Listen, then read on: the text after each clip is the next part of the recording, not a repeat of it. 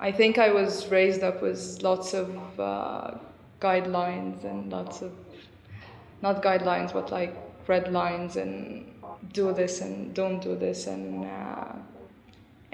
God will love you if you did this and God will hate you if you did that. And also living in a Muslim community, I guess, made the Coptic community more closed on itself and more isolated, because I think fear from the people who are different from us. So this is the kind of environment I was raised in, which didn't make much sense to me, because I felt that, like, I didn't know God and I didn't know who God was, but then I had to go to the church every Friday. I had to get communion. I was I was raised up to believe that if you did not get communion every week, terrible things would happen to you during the week. So it was like out of fear, and I had to believe things which I wasn't sure of. And I think I was raised up to believe that just questioning is not a good thing. I really loved my Muslim friends at school, but at the same time I always had this kind of mistrust and suspicion when I dealt with them, because of what I heard, like, you can't trust a Muslim, you can't have a close relationship with them, they hate us, and all of this like hate speech. So yeah, so this was like somehow how my childhood was. And then I think, because I wasn't convinced very much, I started the process of questioning. So I loved reading a lot and like watching movies, and when I was a young kid. So I think this is how I came to see like a very different world from the very small world I used to live in. So a bigger world, bigger than Muslims versus Christians, or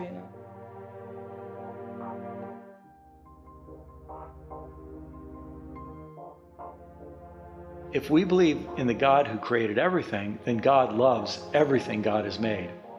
And so for us then to set ourselves up with an oppositional identity means we define ourselves by being against something or someone that God loves.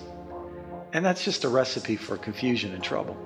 It's really a big problem for people who claim to be followers of Jesus Christ, because Jesus just blows this whole thing open with a very simple statement: love your enemies. That statement makes oppositional identity become counterproductive to Jesus and his whole message. So it requires us to not take the shortcut to identity, but to go on a long journey of rediscovering an identity that, instead of being oppositional, is actually an identity of solidarity and connection and love.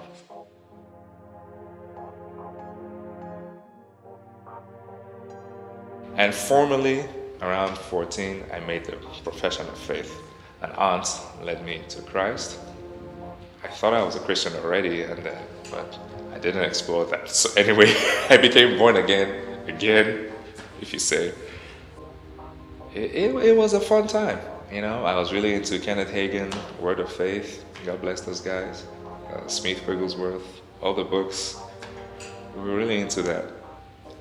Questions just started flooding in, and I felt I was hitting a spiritual brick wall.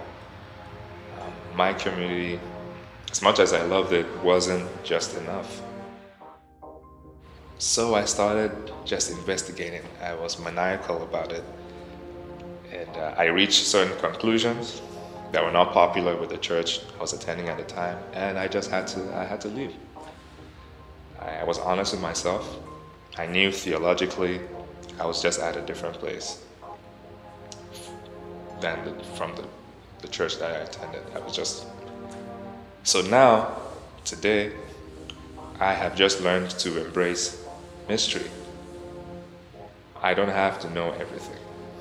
I still have my convictions, but the world is just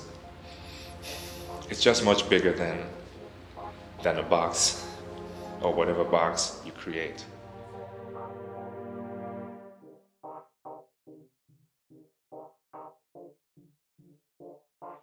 One of the most important things I think any of us ever learn is the ability to live with mystery, the ability to live with unanswered questions, and in a sense, to be able to say, I'd love to have an answer, but I don't now.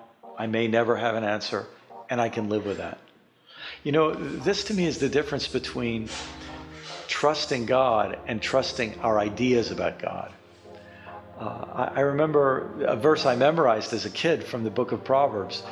Trust in the Lord with all your heart and do not lean on your own understanding. In all your ways acknowledge God and God will make your path straight.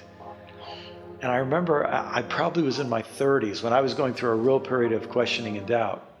And I realized, trust in the Lord with all your heart and do not lean on your own understanding, including your own theological understanding. I think that was the first time I realized there's a difference between trusting God and trusting your ideas about God.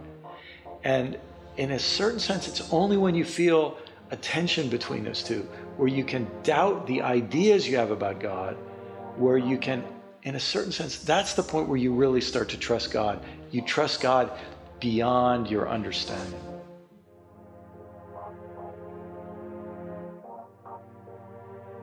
I was uncomfortable, but I wasn't sure what to do with that. It's only been in the last few years, more recent, that I've really owned that I'm not being wishy-washy. I'm not being like without an opinion or just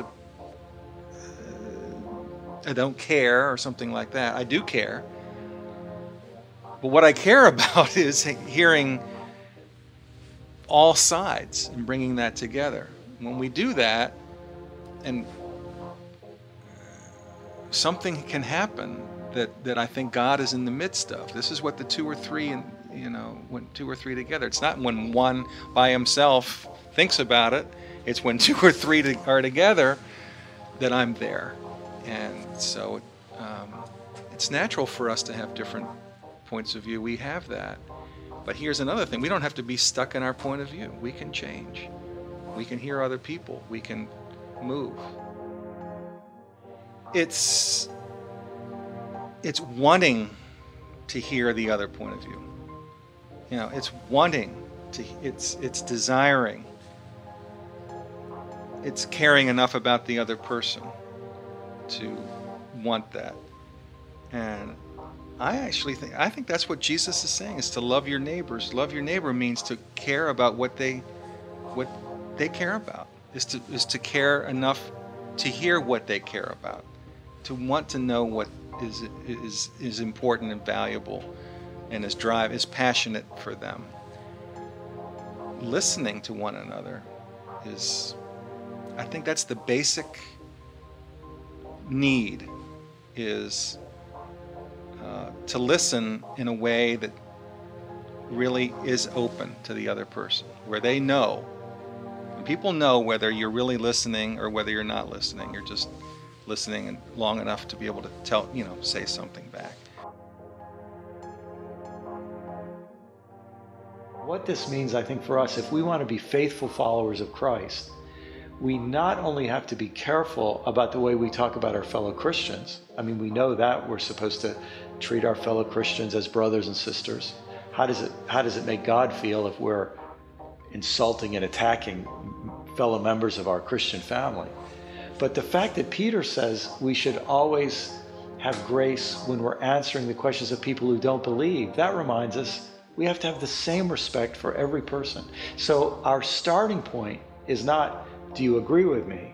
That'll tell me how I'm going to react to you. My starting point is, it doesn't matter who you are, I treat you with respect. I don't make it conditional upon agreement. The fact that you're a human being made in the image of God means that you deserve genuine, sincere, wholehearted respect from me.